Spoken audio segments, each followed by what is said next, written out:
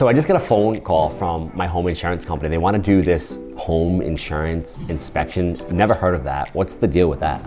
Part of getting a new home insurance policy means that your home is going to be inspected by licensed insurance inspectors.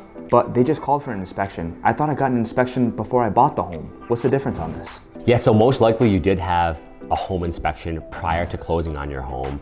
The insurance home inspection is also very similar. How it would work is the insurance company would come out to the home or have you do an inspection via a self-inspection to really help pinpoint some of the main home systems inside that home. So the roofing, heating, plumbing, electric are all things that an insurance home inspection would require. It's really there to ensure the insurance company has a grasp on any potential risks in the home. So if you have older components, roofing, heating, plumbing, etc., they would definitely want you to make sure those are addressed in a timely fashion, again, to avoid any potential risk down the road. So I just got my home inspected. So what are the next steps from here? Awesome, just had your home inspected by the insurance company, phenomenal. The next steps from here really are your home insurance company will provide you with a detailed breakdown report of that inspection. If there are any things that need to be addressed in your home, they'll require you to address those things within a certain amount of time.